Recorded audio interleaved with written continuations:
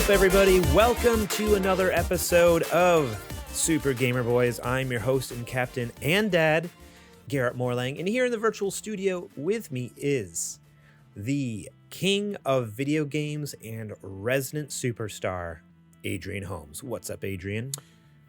What's going on, man? Let me tell you, I'm barely rolling in here by the skin of my teeth. I had a lot happen today. Long story short, my car broke down on me and I ran over my own phone. So take with that what you will, but it's been a day for me.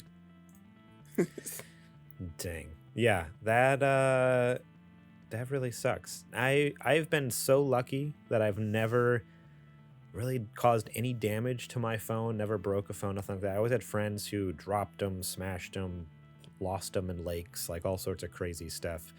I've never had that happen, but yeah, when you showed me yours before the show, I was like, "Yeah, you want to see? You want to? It's so. Look at it. Go ahead, show the let people. let it focus in so everybody can see the. Look at there, it. That angle right there. Absolutely, oh my gosh! Blast! Just out of here! Just. Ugh, it's done for. Well, it's not done for. I'm gonna have to take it in at some point and get it fixed, but that's probably gonna be secondary to my car. So yeah, I got a lot going on. Yeah, I guess the car is probably a higher priority than the phone at this point. Very much so. Dang. But how have you been? I've been doing all right. Yeah, it's been a busy couple weeks. My parents were in town visiting for a little bit. And this is they just flew out today, actually. Yeah, probably won't see them for another couple years. They're heading back overseas. So, yeah, that's always hard. Say goodbye. Like, okay, we'll see you when we see you. Maybe, because they don't have plans. They don't have tickets, obviously, to come back yet. They're 2 years out. So, yeah, that's always a little hard. But yeah, hanging in there, getting through the day. And boy, it's been a rainy day in San Diego, which is kind of we had a little bit of rain up this way too. Yeah, it's just, I mean, it's not completely out of the ordinary, but we just had like a really hot spell. Like I don't know, sometimes it's funny. I mean, where I'm from in upstate New York, the joke is like, oh, if you don't like the weather, wait 30 minutes, wait an hour, it'll change. And in San Diego, everyone talks about how consistent it is. It's so consistent.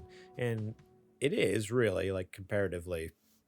But yeah, it's not, instead of like wait an hour, it's like, oh, wait a couple days, and it goes from like 90 one day to like, oh, a high of 60 and raining. It's like, what the heck? Like, what is happening? Good old California. But at least it never like gets below freezing, so that's nice. I don't have to deal with like 80 one day and then snow the next day, because that's what they get in New York. Or icicles on my car. Because that's literally what they get in New York. It'll be like, yes, 70, 80 degree, beautiful sunny day. Boom, snow blizzard the next 3 days, and then like back to like 70 degree weather, and all the snow melts and everything's a muddy mess. So the one time I ever went to New York, I remember this like it was yesterday. It was 2009. It started off as a perfectly sunny day. Then out of nowhere, it was a couple of drops came down. And I tell you, following that was one of the hardest rains that came in a long time that I've ever seen. I mean, my clothes were soaked all the way through. We had to go inside a building and like we had to go to like a department store or something like that just to get a change of clothes, because it was that bad, dude. I mean, it came out of nowhere. Like nobody was like carrying umbrellas or anything. Oh, hey, here he is. What's up, gentlemen? What's not much, up? man. We're only just getting started. We haven't even talked about our Patreon supporters yet. So, beautiful, good timing on my part then. Yeah, not too shabby, But yeah, actually, I was about to. We were talking about the weather, how it's been rainy and cold in San Diego, and Adrian was telling us about a crazy storm in New York. How's the weather in Nebraska there? Has it been snowy, it's rainy, like 75, warm? 80 degrees right now. Nice. But it's supposed to snow next week. Nice. So, there you go. That's wild. Weather is something else, man. Yeah. Absolutely crazy. So I guess I can introduce you here. Also joining us here in the studio, a little late, but better late than never, the heavyweight podcasting champion of the world, JJ Purdom. That's right. I'm here. And it's always going to be running late like this with the schedule that I'm keeping right now, unfortunately. This is just kind of how what it looks like right now is, running in last minute Larry. Yeah, no worries. I'd rather you make it late than not make it at all. Cool. Today we're going to be talking about the new Ghostbusters game, CD Projekt announcing Witcher 4, and maybe Sony will finally announce Project Spartacus this week. But first, let's give a quick shout out to our Patreon producers, Jr, Bleep Bloop, and Eddie Martin, and our Super Gamer sponsors, Julie Bates and Mama Mare. You can support us over at patreon.com/supergamerboys, just like those awesome folks. And support us starting at just $1 a month. You get episodes early and ad-free, such as this show, as well as our Super Gamer Book Club show, another show hosted by Adrian. Episodes available right now is the Metroid Dread featuring Zetch Keenan, Patrick Ellers, and Connor McCabe. Unfortunately, a new episode did not come out last week. I know we told everyone. Let me butt in here. Let me butt in here. Folks, let me tell you about this here month of March. The month of March. Boy, has it kicked our collective tookuses. Okay? No joke. Every time that we try to schedule this book club, something comes up, somebody can't make it, somebody runs over their phone. The month of March has not been... What? I was going to say, I'm going to be completely honest with you, too. Last week, because we were supposed to record last Thursday, it's supposed to come out the next day on Friday. Somehow last week, what was it? Well, 2 weekends ago, I was finally getting over a cold after my Orlando trip, and then I got sick again on Tuesday. So Thursday, I was in rough shape. Like, I was like coughing, like no voice, nothing. So even if we went forward with the recording, I was in rough shape. So seriously, you're no joke. The month of March is literally trying to kill us. We're trying to get the heck out of March as fast as possible. Whoever in this group took the idol from the temple, put it back, please. JJ, put it back. JJ. It was actually at the Omaha Zoo, funny enough. Well, put it back on the open because you've woken somebody up and they are ruining our month, all right? But listen, we're planning on doing it some point this week and it's going to go up. I think Thursday. March willing, it's going to go up this week. Hopefully you'll get it on Friday. The recording at this point is bound for Thursday. But again, who knows? You know, March might have other plans.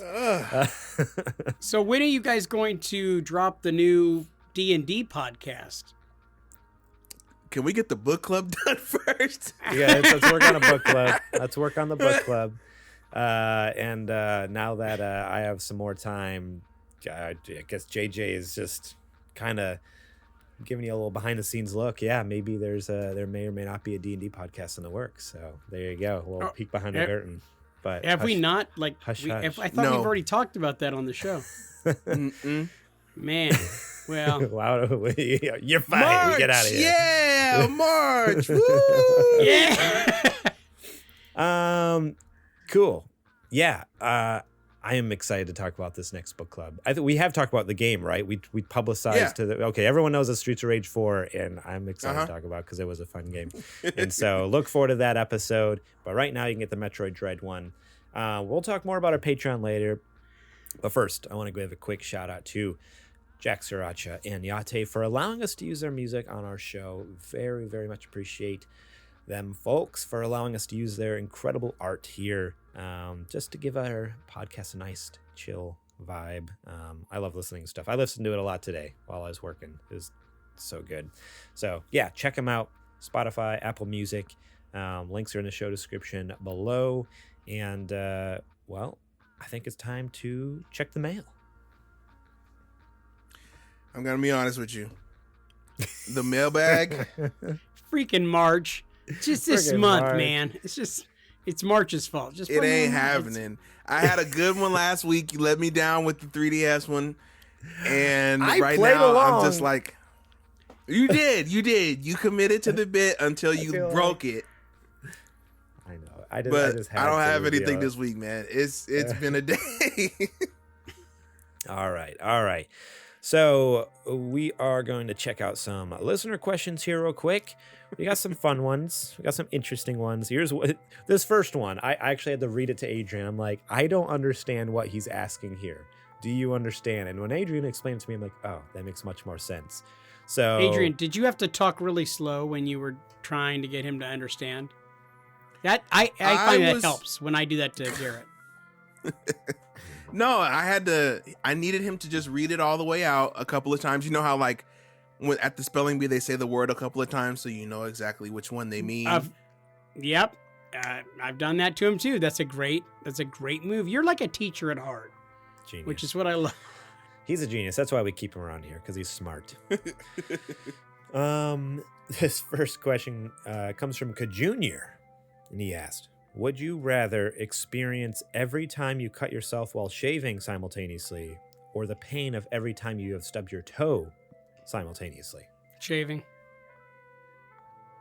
Yeah. Man, you didn't even think about it. Yeah. Dude, you ever broke your toe in the middle of the night? I've come close. I have.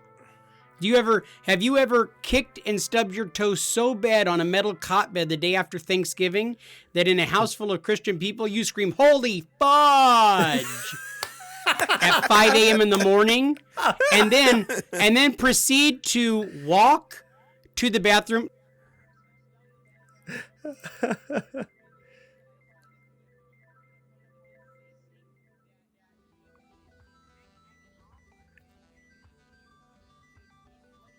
No. Okay. We get it. You know what, Garrett? I'm going to go with shaving. I'm going to go with shaving on that one. Yeah. I was also already going to say shaving because I don't really shave much. And when I do, I always use just like a beard trimmer and just kind of do a quick little bzz, bzz, I've always just had stubble. So like I don't use razors. I think when I first learned to shave, I used a razor. And it lasted about 2 months. I use razors all the time, baby. Yeah. Yep. I was like, screw it. Like, I'm just going to like beard trimmer and just stubble, you know? But I also, like, I have never broke my toe like that, JJ, but I have this story I think I've even told before where I was sprinting across the living room at our home growing up. And me and my dad would like play wrestle and stuff or fight or, you know, screw around like that. And I, full force from literally sprinted across the living room, kicked as hard as I can, was going to pretend to like roundhouse kick him to the face or something, clipped the edge of the coffee table, which the coffee table was like, I don't know, like an 80 pound, 90 pound, like big old antique chest that didn't move. I kicked that thing as hard as I could. My dad was like, that could have been my face. I'm like, it wasn't though, it's my toe and it hurts. I was like on the ground screaming. I think I broke it. I did not go to a hospital though. I just kind of walked it off for a couple weeks and then eventually it was good. But Garrett, so now tell Adrian how old you were when that happened. Garrett was 19. It was yesterday. Yeah. I was in my teens. I was probably about 14, 15 when that happened. But okay, yes. All right. If it was like 7-year-old Garrett, I'd let it pass. So give me all the pain of shaving. I think I've only nicked myself a couple, like once or twice my whole life shaving, and it wasn't even bad cuts. So give me all the pain from shaving. Never again do I want to experience kicking that chest again. Oh man. Cool. Thanks, Junior. He also has one more for us that I actually really like. If y'all went on tour, say we did a little podcast tour across the country or maybe even across the world. Maybe we stop in Wales, see our friend Dan James. Maybe we stop in Australia, see he has to see us first. Yeah, that's true. If we all went on tour, what would you call the tour? What's our Super Gamer Boys World Tour? Oh, it's got to have a name? Yeah, what's the name of our podcast tour? This is a tough one. It is tough. Without being generic, it's a Super Gamer Boys tour. Mm-hmm. Yeah. But I mean, it could be Garrett, Adrian, and JJ do America. No, wait. Is it a world tour? I mean, we could have an American tour first, and then if that goes well, then we could do. We'll call it the Adrian Nebraskan and World Tour. Do the world. That would work. We'll call it the Super Gamer Boys Tour, presented by the Nebraska Zoo. Yes. So good. Man, you think they would sponsor? Yeah, you got to have tour a for us? sponsor. Or even like a Midwest tour. Yeah. We could just tour the Midwest. Why not? Out of all the regions, hey, you know what? I think the Midwest would be a good market for us. Oh man. Okay. Yeah, it's a hard one, but I just like the idea of doing a tour with you guys. I can't wait till the day when we're finally big enough and we can do like a podcasting tour like that. That's coming. What I'm excited just about. Keep your head down, man. It's coming. Whew, I'm excited. All right, this next question comes from Eddie Martin. He asked, let's keep the Mount Rushmore thing going. I want to hear your Mount Rushmore of video game consoles now. First the characters, next controllers, now it's consoles. What are your 4 top video game consoles? You want to go first, JJ? Yeah, let me try to shoot at this because, again, the old guy coming in. I'm gonna go old guy style. Top of the heap, Nintendo Entertainment System, the NES. That thing was a juggernaut. You can't beat it. As far as PlayStations, I would have to throw out the PlayStation 2. I think that the PlayStation 2 stands alone and on top of the whole mountain of all of the PlayStation consoles that have come out so far. 3. I agree. Even 5. Absolutely. 3. It just hit different at my age when I was playing video games. There was the colorful, cartoony Nintendo Super Mario Brothers 1, 2, and 3 and all that. And then right after that was the Sega Genesis. And Sega Genesis was so great because it was geared at teenage boys like myself and the blood and the guts. And it was fantastic for what it was. After that, rounding them out, 4, I'm going to go with the Atari 2600. And I know that's a controversial pick. A real old man It is pick. an old guy pick. And I can't really play Atari games right now. They're not that great, right? But at the time, it was a very big deal. It was a very big deal, the Atari was. And so I think that it ushered in a lot of people having a gaming console in their home. And for that, I think that it belongs on the console Mount Rushmore. Okay. All right. Adrian, what do you got for us?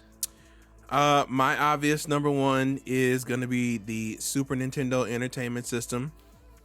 Some call it Super Nintendo. Some call it SNES. Maniacs call it SNES or SNES. Don't do that. It is, in my opinion, one of, if not the greatest gaming console ever created. Just look at the library alone. Look at all the innovations that it as a console has brought. We have controller innovations because of that specific controller. Every controller since then has taken DNA from that controller and gone forward. Its library has inspired thousands of games over decades. You can trace all their DNA back to Super Nintendo games and the inspirations that they gave off. And no matter which way you slice it, even if you have a Super NES, if you have an SNES or you have a Super Famicom, the hardware looks sick. Either way. Heck yeah. So that'd be my number 1. I would have to go with JJ on the PS2 pick. PS2 is the absolute best PlayStation, just based on impact and variety and quality of games.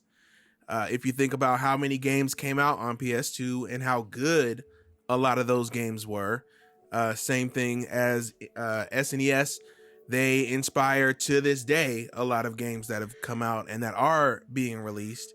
It also gave me Kingdom Hearts, which is a real big deal because it's one of my favorite series of all time. 20 years today, right?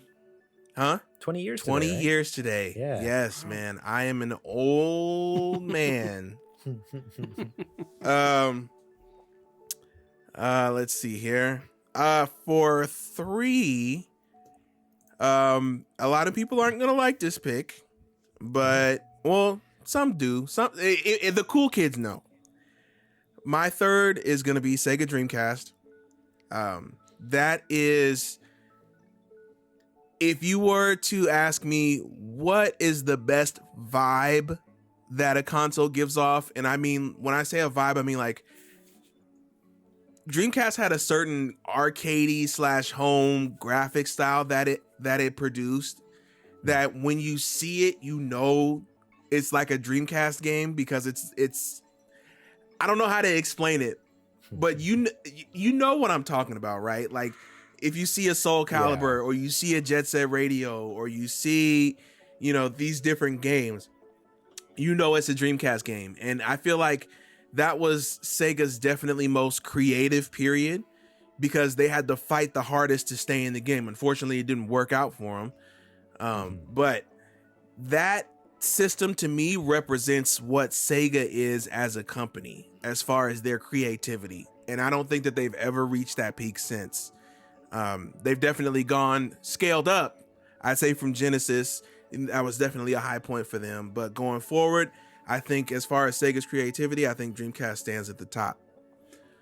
And then to round it out, I would be remiss if I didn't say Game Boy Advance. To this day, I will fight anyone to say that it's the best handheld that there has ever been.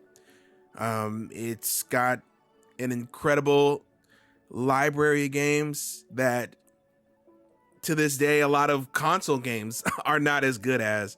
Many RPGs aren't as good as Golden Sun. Are you not considering Switch a handheld? I do not. I consider it a hybrid. I consider it a home console that you could take with you. Because it's not portable enough on its own to take it with you and just have it, right? Like I can fold up my SP and put it in my pocket, and it's the entire system. I have to put the Switch in a case or put it in my backpack or something like that to carry it with me. So it is portable, but I don't consider it like a handheld or anything like that. You can play it handheld, but it's a home console that you're playing in a handheld mode. Fair enough. So yeah, I mean, a very wide variety of games, and think about the impact that it had when it was really only on the market for about 3 years. Everybody knows what a Game Boy Advance is when you talk to them. So Really? that's my years? 4. 01, its active years, I would say, will be 01 to 04. Wow, seems like a lot longer, but because the SP came out in like 04, and then not a whole lot came out after that. So I'm saying like its peak years was probably 01 to 04. Yeah, but look at the impact it made in just that short amount of time, because DS came in right after that and smashed it. Man, so crazy.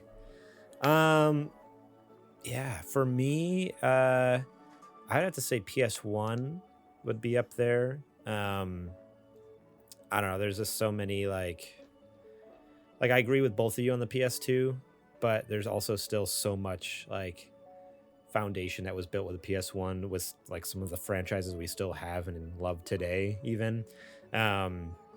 So yeah, and being one of the more successful like first disc-based consoles. I mean, I know Adrian might fight me because of the Dreamcast and stuff like that, but that's why I threw in the successful. Like they did it. No, and it I'm worked. fully aware. I'm fully that aware. almost sounded like a shot right now. I just want you to know. I didn't mean it to be. I'm trying to I will bases admit, here. I'll be the first to admit Dreamcast was a failure, but I still think it's one of the best consoles that's ever been created. Yeah. But that's just me. So a PS1 for sure. GameCube for me. Solid pick. That was almost in mine. Yeah, I even though I had the least, I probably put the least amount of hours and owned the least amount of games for that console in my lifetime. I still have so much nostalgia for it though. Like just those few games that I played, like I absolutely adored. As we talked about last week, the controller is incredible. Like there's just so much about it that whole time in the Nintendo realm that was just so magical. I don't know. There's just something about it. Like, oh man, like everything's fresh and new and cool. And oh man, we got this cube-shaped console that has these awesome, huge 3D games and all this stuff. You know, just amped up what we had with, you know, N64 and everything. So GameCube would be number 2. For me, I'm gonna have another Nintendo one on there. Switch, I think, should be up there. I think Switch is absolutely just like blown everything out of the water with what it's capable of. Like, maybe it's not the most powerful console in the galaxy like Xbox claims with the Series X and everything, but tell you what, it has incredible experiences that you can take on the go, and it's just as, in most cases, like 90% of the time, it's the same experience, TV or in handheld mode. Feels so good. And again, like, they're bringing back some beloved franchises with both, you know, remakes and HD remasters of these games, as well as a totally new takes and new sequels to them. So I'm loving the Switch. Switch would have to be up there for me. And number 4, Xbox 360. I just had some incredible experiences. That was my first Xbox console, and I also feel like that's really where Xbox got its footing. I mean, the proof is in the pudding. You look at their sales numbers; they just demolished PS3 that generation. So I think 360 would have to be up there, just for that huge slate of games they had and all the new. Like, that was the start of a lot of huge franchises that Xbox is still, you know, continuing on today. A lot of them started with 360. So yeah, that would be my picks. Boy, a lot of solid picks here. It's. I feel like you can't go wrong, but still, like, I was gonna say a lot of solid picks. The only one I'm shaking on, and I'm sorry, JJ, is the Atari, man. I can't. Atari. Okay, okay. I picked that again because of its cultural. Because he's old. Place. I'm with you. It wasn't because it's like I would superior. say the NES had more of an impact. Well, I wasn't saying it like it was a superior machine or anything like that, but like. It honestly was the first system that was just mass produced and put in almost every home in America. So that's why I think that it should be. Yeah. You know, you guys don't remember everybody having those in their house, but I do. But JJ, you know? JJ, did the Atari have an entire movie made about it, like The Wizard? I don't think it did, like it did for the NES. You know, I'm just saying. You know, there was. Did the Game Boy Advance ever have news that articles Wiz about how? No, but it was a Nintendo product. Okay, dang it! I hate it when you're right, it was Adrian. In tons of TV I hate shows. it when you're right. Oh man. No, I would just argue, and you already have it in your list, so you're good. But I'd say the NES is way more of a cultural impact than Atari. Absolutely, 100%. I remember watching old reports about how pervasive the NES was. That, like, what was it, like 80% of North American homes had one at one point? It's like, good grief. Yep. It was huge. That's crazy. Yeah. And usually it was kept in the living room. You didn't get to like take it to your bedroom. So because it was for the whole family, like the Famicom. So you would leave it in the living room. Yep. And you only get to play it right there in front of the family and stuff like that. That was most childhood homes in the 80s that I remember. You know, That's just how it was done. And don't suck, because they're going to make fun of you. Oh, for sure. You know what? I miss that aspect. Now, I think most of us keep gaming systems in our living rooms and play the gaming systems in our living rooms, everybody. But I miss like the kids playing on those. Joke's on you. I don't have a living room. It's a joke on you. I don't have a living room. But I miss like the kids just playing it in the living room in front of everybody to see. So, you know, like Lee, he gets into his, you know, Fortnite, and he's going to be an eventual basement dweller because he just hangs out in his room and he's playing his Xbox, and he's just staying in his lane. It's like, man, I feel like I haven't seen him in months, you know, like we live in the same house. So, jeez. Tell him, welcome to the club, son. Oh man. All right, this next question, it comes from Sir Prince a lot, and he asked, if the Super Gamer Boys were a musical group, what genre of music would you guys play, and who plays what instrument? Pop punk, so JJ could smash the guitar. Okay, I do like that. See, and I was gonna say blues, and I could see me doing like a harmonica. I'm gonna say Adrian on the sax, and then All right. Garrett. Now, do I wear the Bill Clinton shades? Oh, dude, yeah, you have to. You have to. Okay, I just wanted to make sure. You have to. And you got to lean into it. There's got to be a whole lot of leaning while you're doing it. You know, fully lean, almost touching the back. You're back to the ground. And then Garrett, he's going to play the skin flute. I see. We're experimental, huh? Oh yeah. We have an experimental sound. Okay, all right. Yeah, I mean, you're not opposing this, Garrett. I'm proud of you. You're willing to.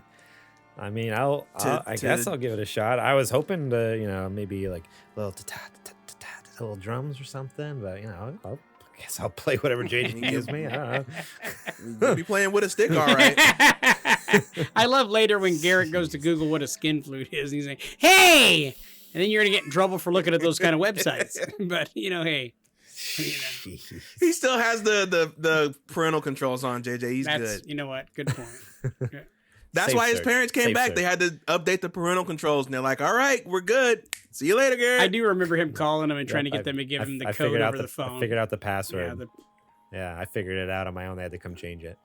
No, I like Adrian's idea. I like the pop punk. Then get JJ on guitar, just shredding it. Adrian would be on drums, and then Absolutely. I'd be up there just grooving on the bass. Now, can any of us play any of those instruments, or are we gonna have to do a Milli Vanilli? I can play bass. That's why I put myself on bass. I can play a basic drum. I can keep you on beat. That's about it. No flourish, but I can keep you all the way through. I'm in the pocket a lot. I can do it. There we go.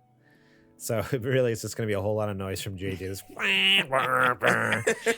His solo. He's gonna go all the way up to the top. I'm gonna be total like Jack Black in that movie School of Rock, where I'm like, all right, this is School the of part Rock. where I take a love that 12-minute movie. solo right here and I just shred. Just JJ is like, With the tongue out and Going to everything. town. I think actually it must be. It sounds like more like we're Kiss than a pop punk band. okay. Yeah, let's do it. I'm not mad Do you at see it. how I'll get happy all Garrett got paint at it the up. thought of being able to wear makeup? Like, I mean, I've never seen anybody smile that deeply. That was awesome, man. No, I'm just ready to like cut my Oh, tongue. Doesn't the one have like the split tongue or whatever? Now you know you No. can't put it back if you cut it, right? No, What band is that? There's a band. Someone in it has like I don't know, man. Probably split like tongue. Slayer Well, or 9 Inch Nails or the one the of those. rumor is that Gene Simmons, the demon of Kiss, has the underside of his tongue cut so that his tongue is longer. But that's just a wives' tale, okay. not necessarily true. But it's one of those like myths about him. Yeah. Wives would know. Wives would know. All right. This last question comes to us from Boba Fletch. He asks, you have to become a professional athlete or your family will die. Which Wii Sports resort sport do you choose to master? So you have to, apparently you're becoming a professional athlete in Wii Sports Resort. So, and if you don't know what some of those games are, it's archery. I love the idea of basketball, somebody coming bowling. into my house and like tying up my family and being like, "You better pick right now. What game in Wii Sports would you be good at?" That does sound like kind of Or I'm blowing them it's all a away. weird world. Man. I love it. I love this world. Canoeing, cycling, frisbee, golf, power cruising, swordplay, table tennis, wakeboarding. There's all sorts of crazy things. My pick is definitely frisbee. That's I think what I there was like a gonna frisbee say, golf man, mode in that was game, frisbee. right? I think there's a frisbee Yeah, golf I bet mode. it was what you were So gonna say. Because I dude, totally I smoked picked- a lot of weed. It's it's the perfect weed smoking sport. It's interesting because I could have swore I had like a premonition and all I saw was, Garrett, you're gonna do swordplay, aren't you? I knew it. I felt it.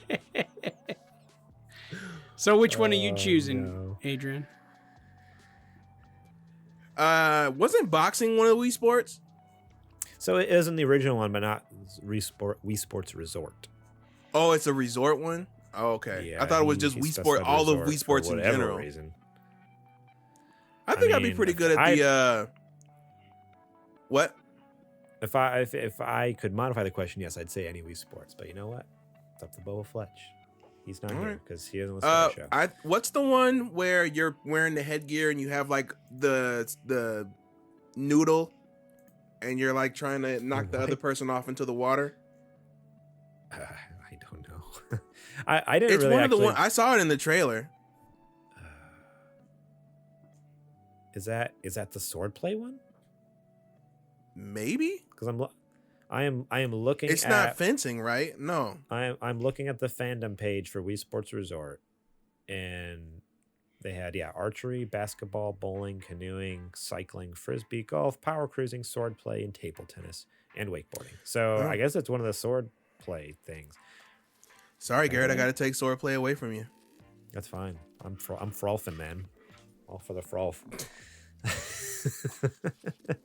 All right, that wraps it up for the questions this week. Thank you so much for writing in. Remember, if you have questions for us, silly, serious, video game related or not, you can send them to us through social media at Super Gamer Boys or just one of our personal accounts, which we'll talk about at the end of the show.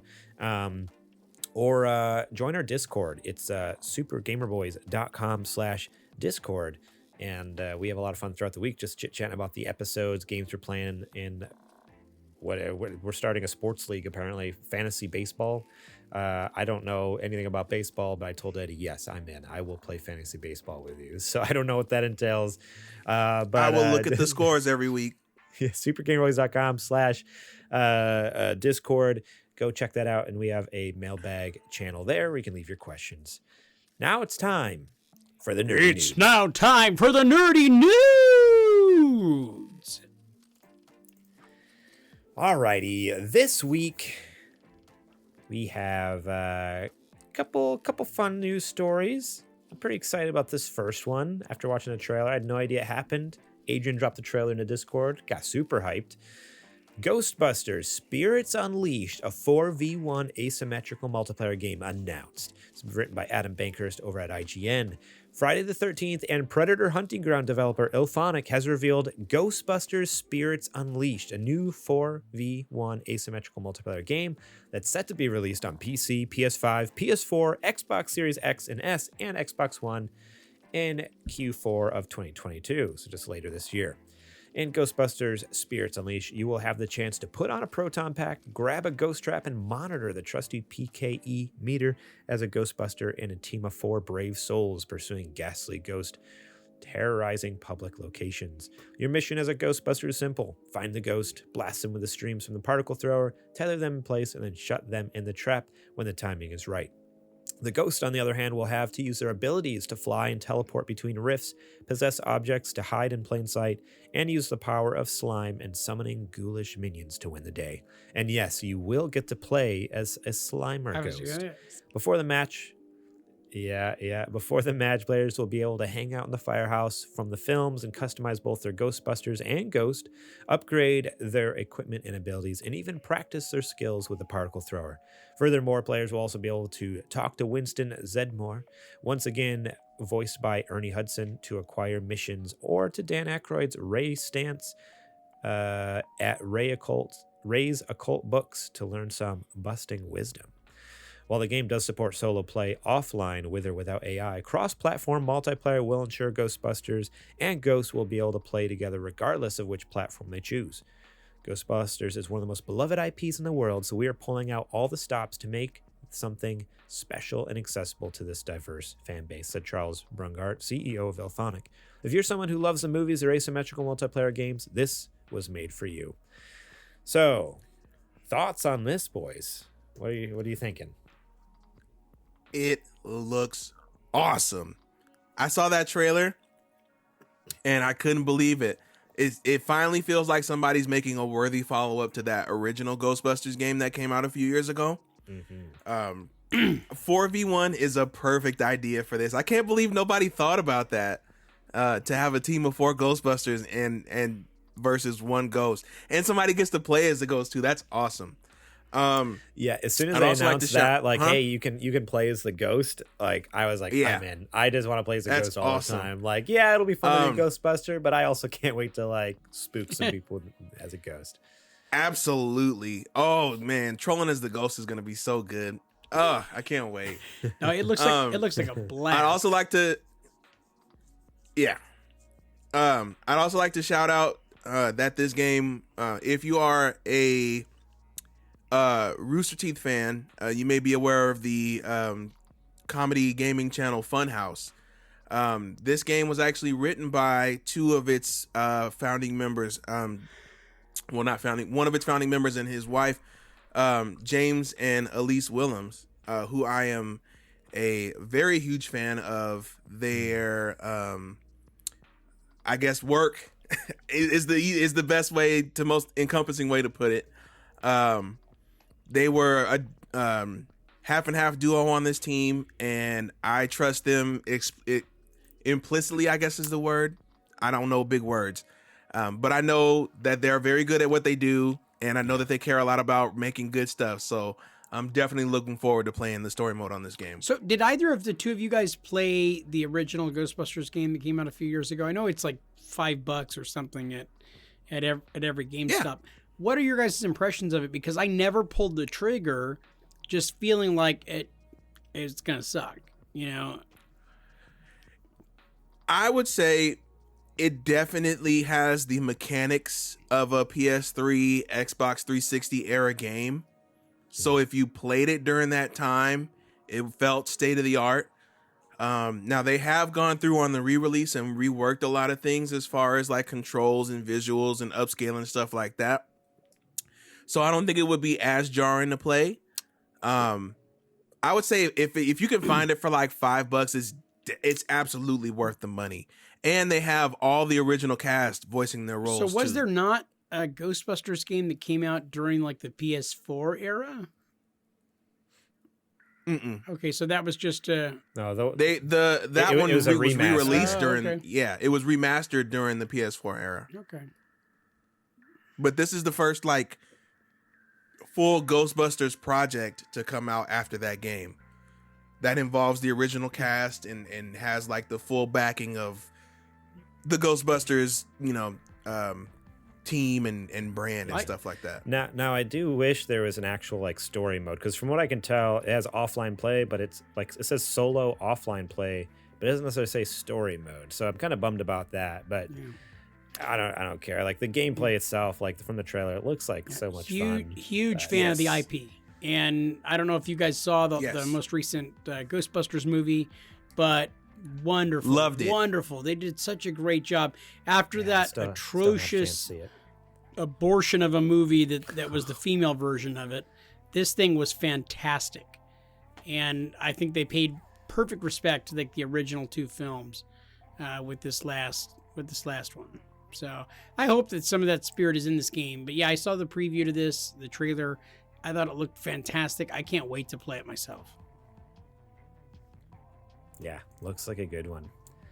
Super excited about that. And also, if you're excited about new game announcements, well, CD Projekt Red has confirmed that a new Witcher game is in development, and it will use Unreal Engine 5.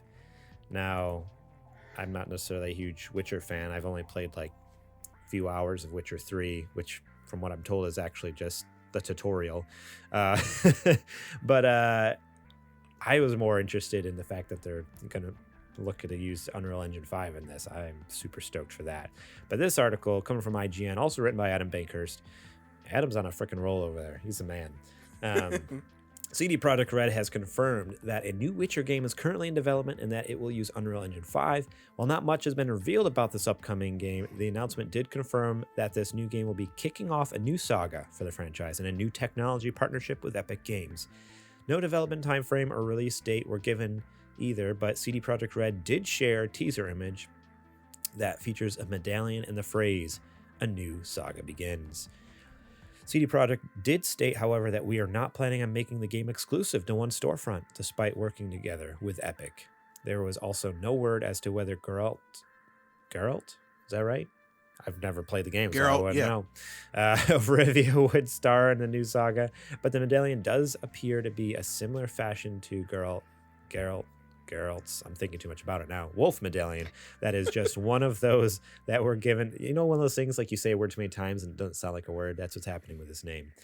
Cannons from the school of wolf after they pass from the trial of the grasses. The medallion is covered in snow, so it could be one from the school of cat or a new school altogether, but we'll have to wait to find out. The move to Unreal Engine 5 is also notable as CD Projekt Red had used their own proprietary red ending technology to build their game since The Witcher 2 Assassins of Kings. So there it kind of goes on and on talking about nitty gritty of all the technology and stuff.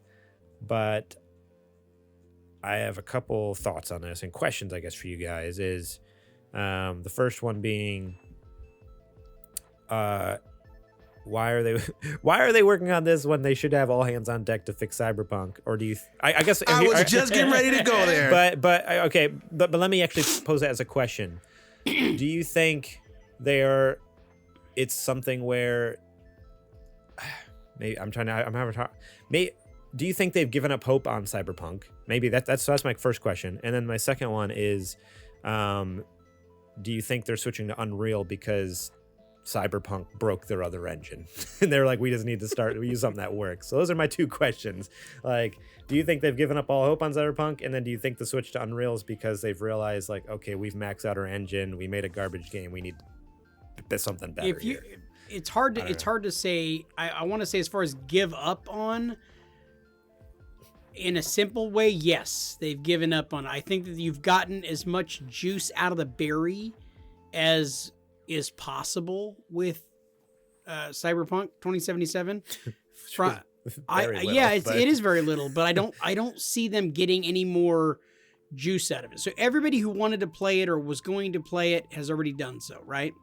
And there's a handful of people who haven't, but there's nothing that they're going to pump into 2077 that's going to make anybody go crazy for it, and it's going to like have a new resurgence of people buying the game or playing the game. It's just not going to happen. So yeah, I think they're just cutting their losses and going, okay, move on, something new, something fresh. Let's start making something else happen here, because they've gotten all the money they're going to really get out of Cyberpunk 2077 that they're going to get. As far as your other question, yeah, I don't know. That's more of like a smart guy question for like Adrian. Smart guy question. Well, no, it is. I mean, think about it. Like that's a very hard thing to answer. Wow.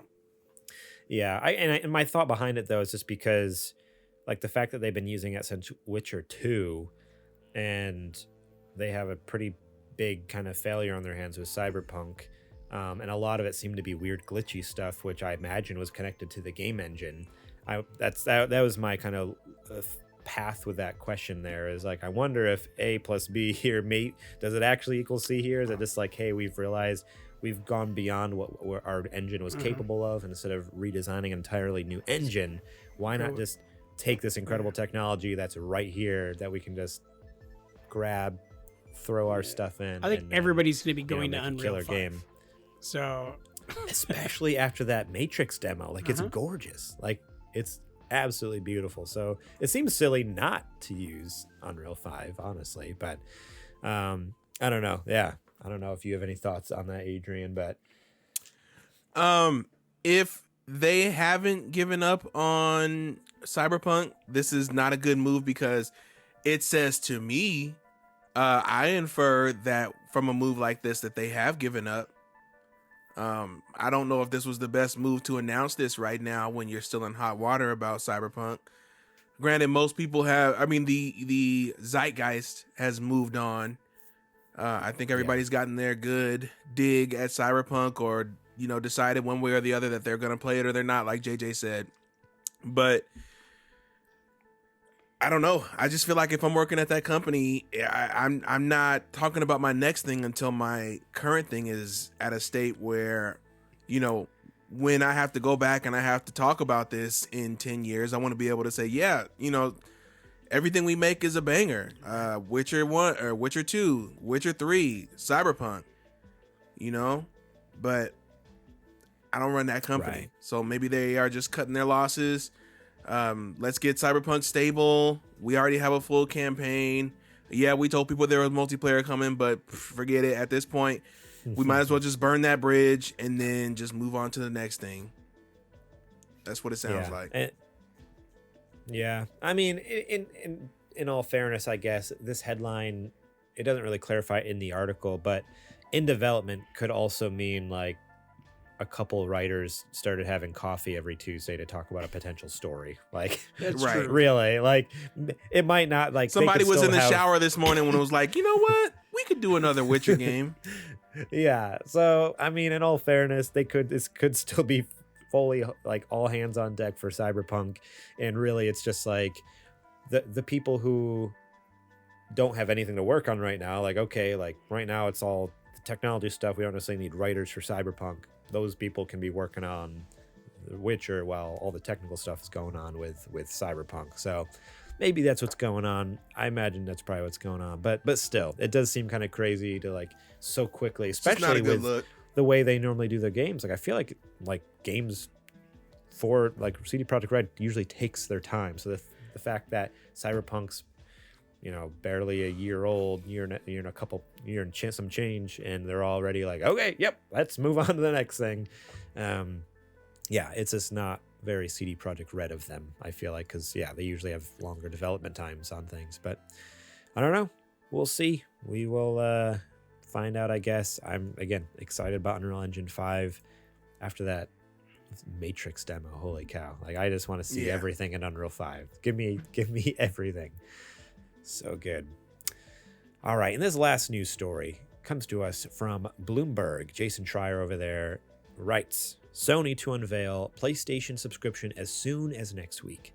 Now, you've already heard our predictions on previous episodes. You kind of know our thoughts of what we think it might be, what could be part of it, all this. There's some new rumors, though. And again, this episode comes out to the public on Wednesday, so you might get this, and might happen 99% of the time. Sony drops their news on Tuesday, so come tomorrow for us and yesterday for everyone else who listens, you probably already know the answer to this. But apparently Sony Group is preparing to introduce the new game subscription service for PlayStation as early as next week, which this was written last week, so any day now. Said someone familiar with the plans. The service, which has been in development under the codename Spartacus, is Sony's answer to Microsoft Corp's Xbox Game Pass, a sort of Netflix, blah, blah, blah.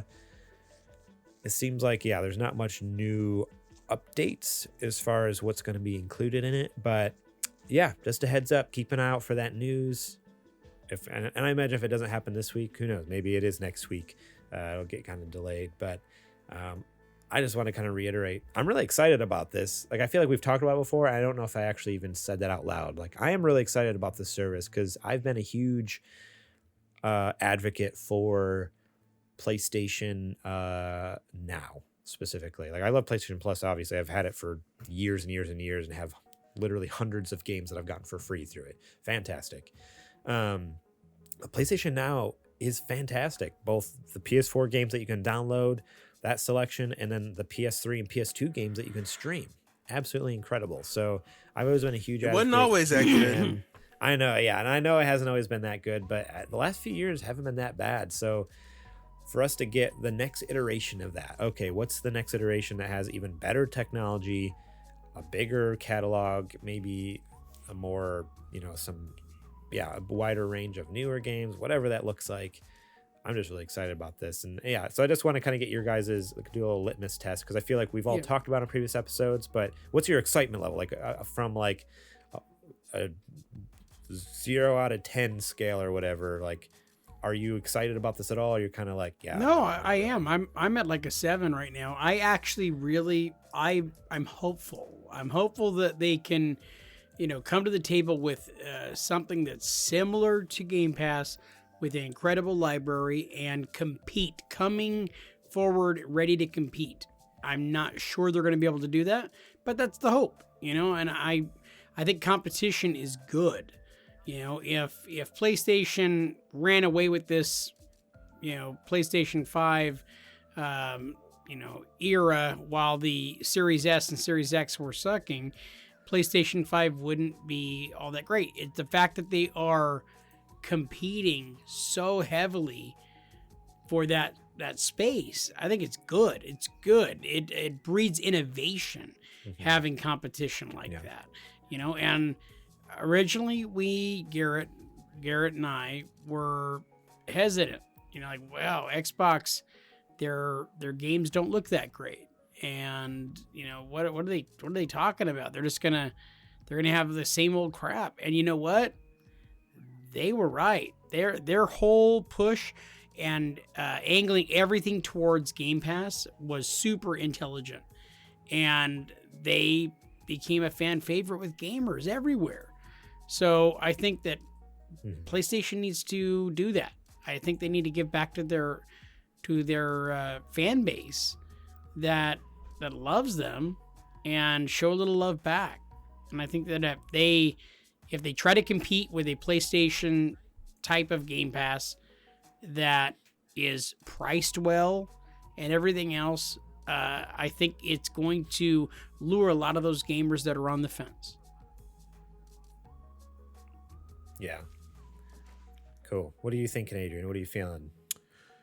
As far as I agree with JJ as far as competition in the industry is concerned. I think this is going to be an excellent move.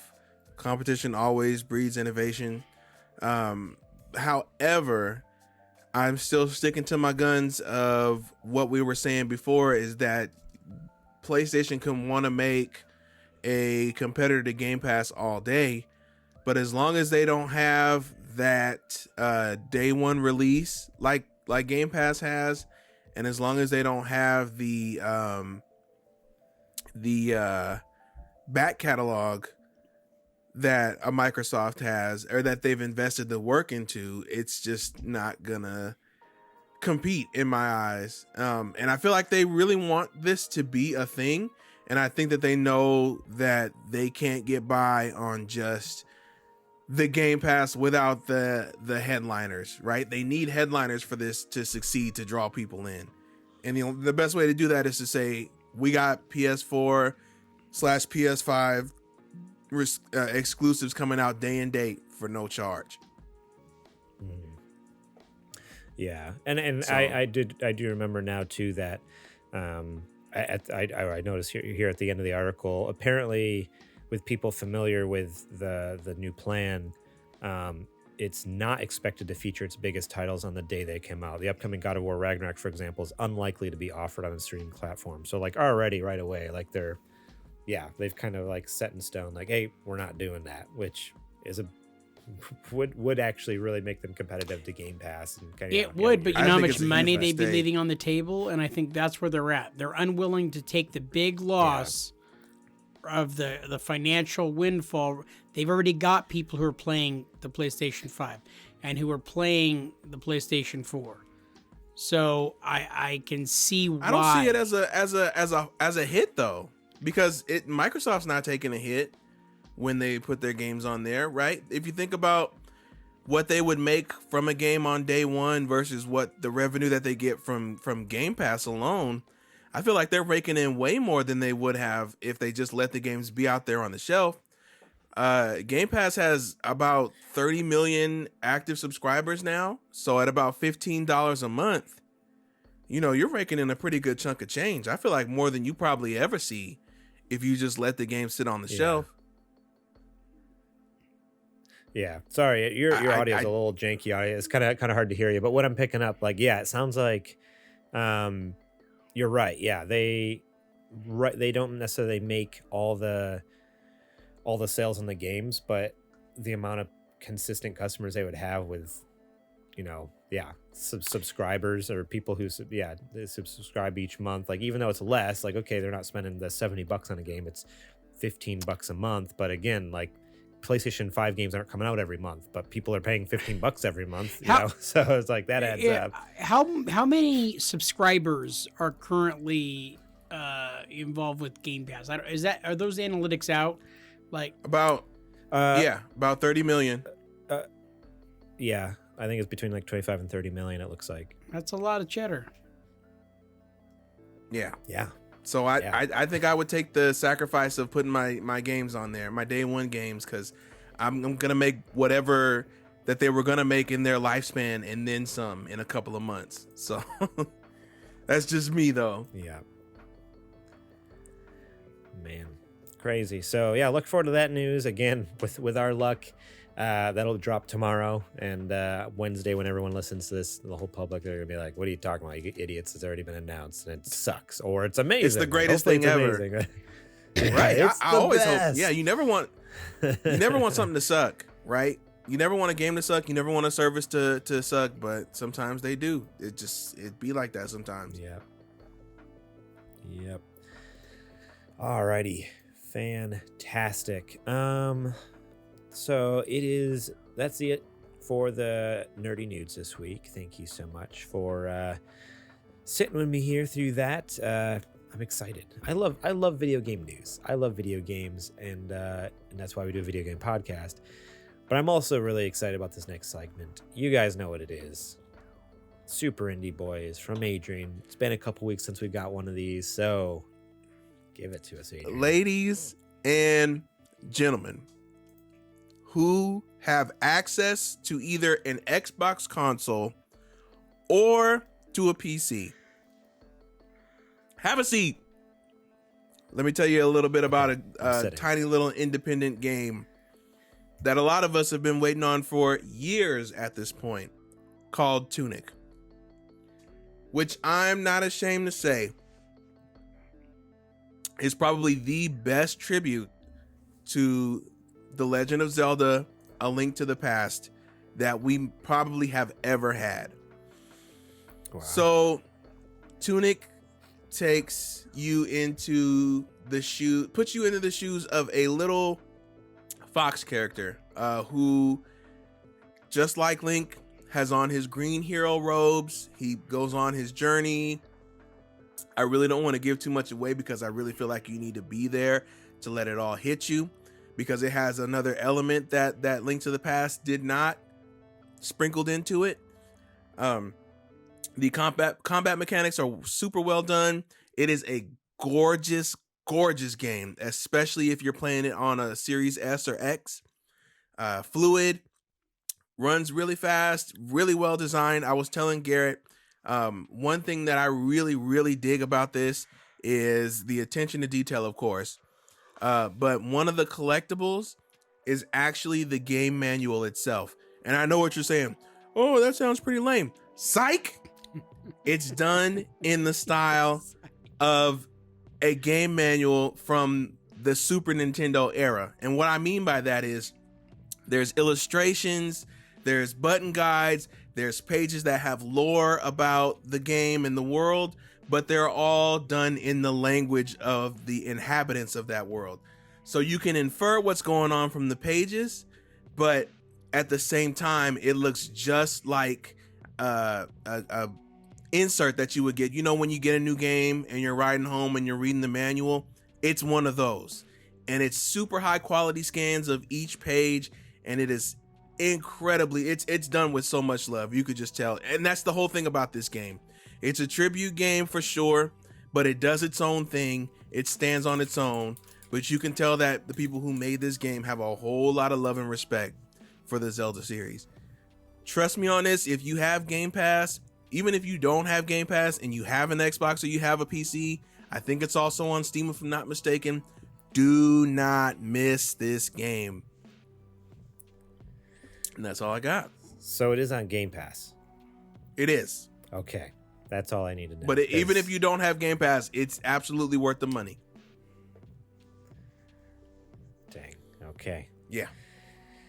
All right. I put down Elden Ring for that game, by the way.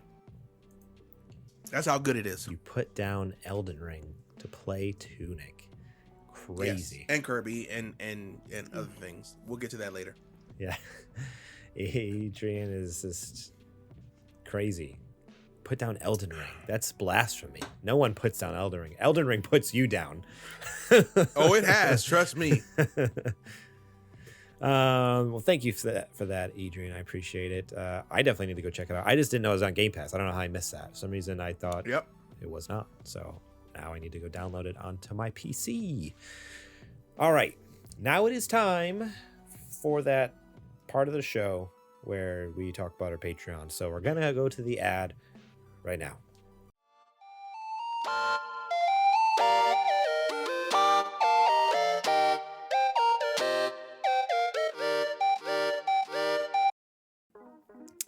All right. Go over to patreon.com/supergamerboys and throw us a buck or two or 10 or 15, 20, 30, 50. I don't know. We have obviously specific tiers you can support us at, but I noticed the other day there's actually a way you can just hit other and you can type in any amount you want. So go ahead, support us for $100 a month. That'd be fantastic. I'd love you. Or 1,000 or 10. 1,000. That'd be cool. But go over to patreon.com/supergamerboy. Starting at just $1 a month, you can support us over there. Again, episodes early and ad-free, such as this very show. Right after if we finish recording, I try to edit it, pump it out as fast as possible for you all to listen to. If you are missing the live stream at twitch.tv/thesupergamerboys. You can also get our Super Gamer Book Club episodes early and ad-free 2 months early. So the Metroid Dread episode is up now, and March willing, next Friday, this Friday, there will be a new one. So April 1st, maybe we'll see. Maybe April will make a fool out of us. We'll see. Don't say that. Don't bring that energy into April, please. Oh man. But yeah, support us over there. We appreciate it. Like I said, episodes early and ad free. Another tier has our show notes, so you can see exactly what we're going to be talking about, what's going on. What else do we have? Shout outs on the show for our sponsored tier. If you become a Patreon producer, you can pitch us segments for the show, and we'll give it a shot. We'll give it the old college try. We'll do a little, what do they call it, a pilot. You know, we did Tall Tales with JJ. Since been canceled, but you know what? We gave it the old college try. We gave it everything we had. And, you don't have to say it so abruptly. You could just say we retired it. We finished the season. Good grief. You kind of said it really hurtful, but that's, whatever. That's fine. I didn't say we canceled JJ. I just said we canceled the segment. We finished the pilot program. Okay, I apologize. I got your back, JJ. I apologize both to JJ and Kajoma who pitched the segment. I did not mean that to be so biting. I meant it more just, it's, some all good things. We finished Tall Tales with JJ and we got that trash out of here. You might as well go ahead and say that. That's what you... Get out of here. So now we got room for something good. Another yeah, we got room for another good segment, not a trash. So we appreciate everyone who supports us over there currently and everyone who will in the future. So go ahead, check it out, see what we got. We love to keep making bigger and better things. We can't do it without your guys' support. Also, if you have Amazon Prime, you have Twitch Gaming. Is that what it's called? Prime Gaming. Dang it! Freaking A. Prime Gaming. Every week. It's been months. Man. Why can't I figure this out? If you have Amazon Prime, you have Prime Gaming, which means that you can shoot us a free subscription. Go ahead and throw it right at our channel. Slap our channel upside the head with that free subscription. I'd appreciate it. You get some sweet emotes, such as our faces, doing various goofy poses and faces and wiggles and stuff. All right, that's all I got for the ad. Let's move on with the show.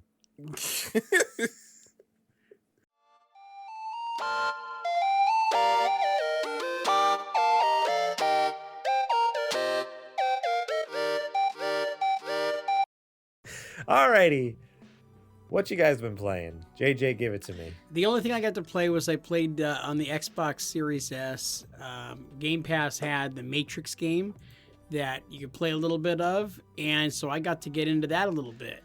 And I don't know if you guys have checked that thing out, but it's absolutely unbelievable. It's beautiful, and man, they just went all out on this game. I can't wait to be able to play the full thing. So if you guys get an opportunity on Game Pass, the Matrix, there's just like a brief portion of the game that you can play, and really it's like a demo. It's really great. Like, I think anybody who plays is going to love it. That's the Unreal 5 thing you're talking about? Okay. Yeah. I can't imagine that'll. I guess I don't know. They haven't formally announced that they have any plans to expand that into a full game, but as a tech demo for Unreal 5, like, yeah, 100%. That's not a full game. But I thought it was going to be a full game coming out.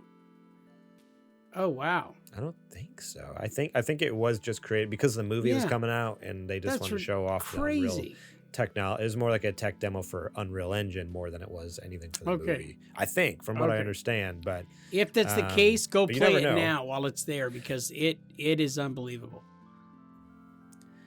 Yeah, that's awesome. Yeah, I'm glad you checked that out finally, because that's why I'm so stoked about like Witcher and other CD Projekt Red projects switching over to Unreal 5, because it's blows your mind. It's so gorgeous. Adrian, what have you been playing? As I said before, I've been playing a good amount of the old Tunic. And I mentioned that I put down Elden Ring, and while it was for Tunic, everybody grab hold of your seats, because I'm getting ready to drop a bomb on you. Okay, I'm holding. Last week, I mentioned that it had been a little over 5 years since I had traveled back to the vast, green, icy, desert, sky-based lands of Hyrule. And let me tell you, this past week, I laced up both my boots. Did it? I grabbed my sword and shield, and I stepped right back out of that Chamber of Regeneration, baby. We're back in Breath of the Wild. Let's go.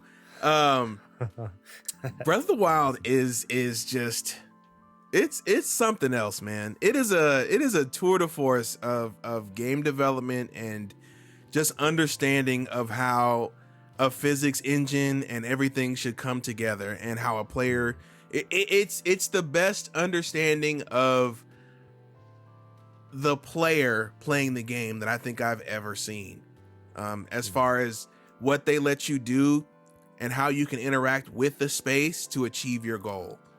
Absolutely crazy. It's There's no other game like it. None. Like, I can't think of a single game where they've pretty much accounted for anybody trying to break the game any kind of way and still making that be able to accomplish the goal. It's insane. So I have been doing that and switching back and forth between that and Tunic this entire past few days. And let me tell you, I don't regret it in the slightest. Elden Ring is still a fantastic game that I do plan to get back to sooner than later. But this has been a very, very pleasant detour that I don't plan on turning back from anytime soon. Dang. Man, yeah, you had talked about that. You brought it up loud in last week's episode, and I was like, do I need to go play Breath of the Wild now again? Because I never fully completed it. I got all the way to the fourth beast, and then just started exploring and just like opening up the map and everything. And yeah, when you mentioned last week that you might go back to it, I was like, do I need to do it?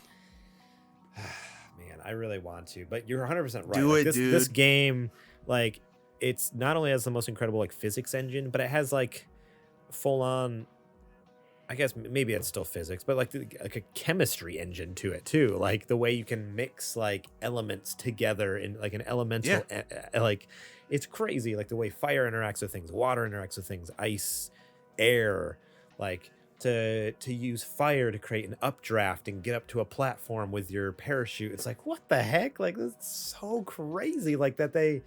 And then you can throw down while you're in the air. You can throw down like a shield, shoot it with a lightning arrow, and it'll shock everything in the vicinity while you're still in the air. Like, it's just, who thinks of this stuff, you know? Crazy. Absolutely, positively, just full-on geniuses over there. Like, that's all Nintendo's pumping out is this genius.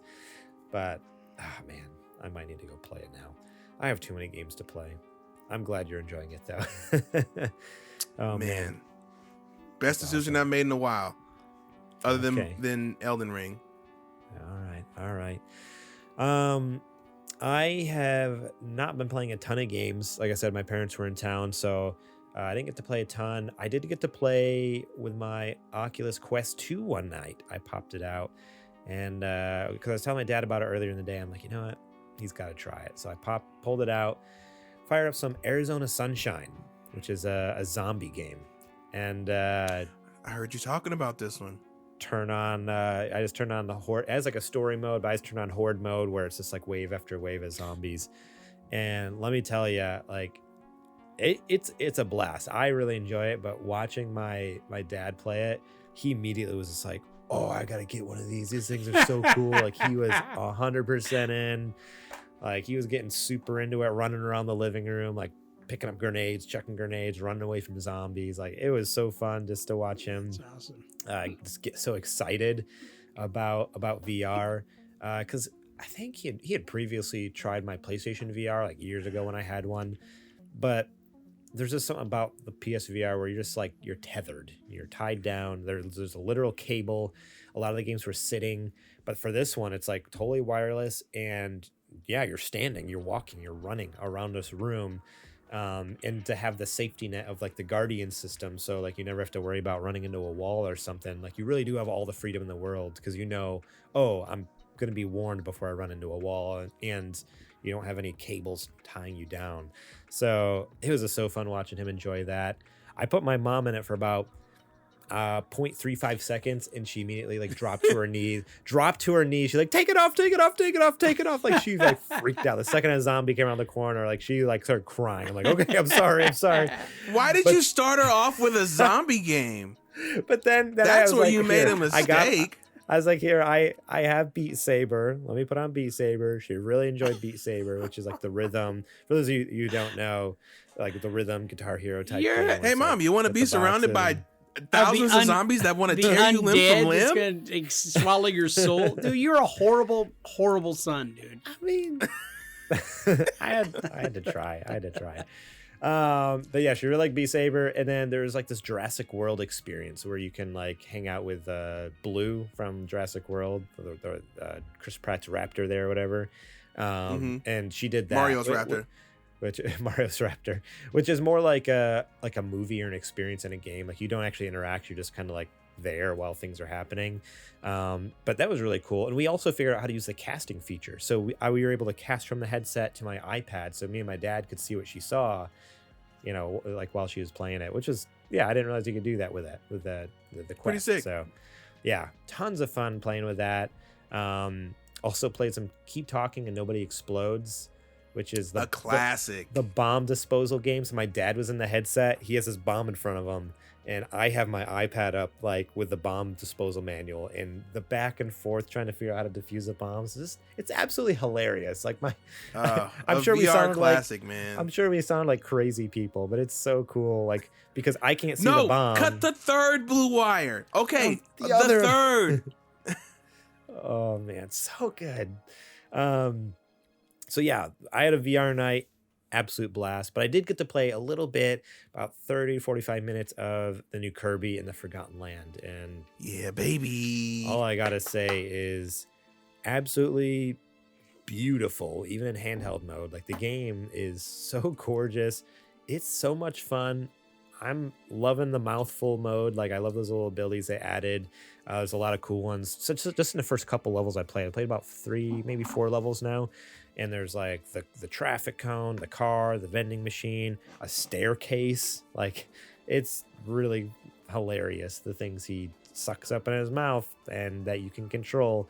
I'm having a blast with it. And I love how easy it is. I know a lot of people have been complaining how easy it is, but I see you guys. Calm down. I like the easiness of it because then it really is like okay, I can play this game, just chill out, sit back, relax, and not be beating my head against the wall trying to, like, if I want to beat my head against the wall, I just go play Elden Ring, but if I just want to relax and enjoy a beautiful world with like some fun little enemies, jump into Kirby. It's a literal opposites. Yeah, literal. I like the easiest game you could ever play. So relaxing, gorgeous world. I guess they both have gorgeous worlds, but in very different ways. So go check out Kirby. I'm really loving it. It's a blast. All right. That is it for this week. Thank you all so much for listening on podcast services, watching if you're watching here Monday night at twitch.tv/thesupergamerboys, or if you're watching later on youtube.com/supergamerboys. We appreciate you.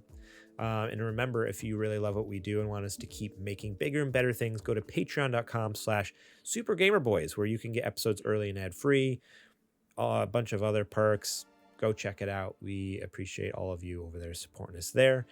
You can also check out sgbstore.com, where you can buy some sweet merch. I was sipping out of some tea out of my mug today. I got my mug with our logo and our faces on there. That one's up there. We got stickers, we got t-shirts, we got sweaters, some fun merch. So yeah, go check it out. Support the channel that way as well.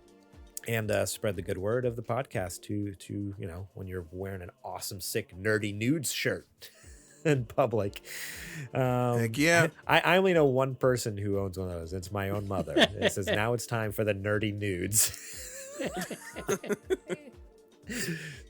Oh my gosh, my parents are absolutely insane. Rate and review us wherever you can on your favorite podcast apps. That helps us tremendously. And on YouTube, make sure to subscribe so you know when new episodes go live. Hit the like button on this video so the algorithm will keep sharing it with other people. And if you're normally a podcast listener, go check out the YouTube channel. If you're normally a YouTube watcher, go check out the podcast channel. Because again, if we can get those numbers all over the place, spread the wealth, get everything up, that helps us look better in the channel's eyes, and yeah, get more viewers and listeners. Shout out to Jack, Sriracha, and Yate for allowing us to use their music on our show. Remember, you can find them on Spotify and Apple Music. Very much appreciate those folks, and the killer art that they make. You can find us during the week at supergamerboys.com, Twitter and Instagram at supergamerboys. I am on Twitter and Instagram at gmorlang. Adrian, where can they find you at? You can find me any and everywhere at Homeboy. And JJ, where can they You can find me on Twitter and Instagram at JJPurdom. All right.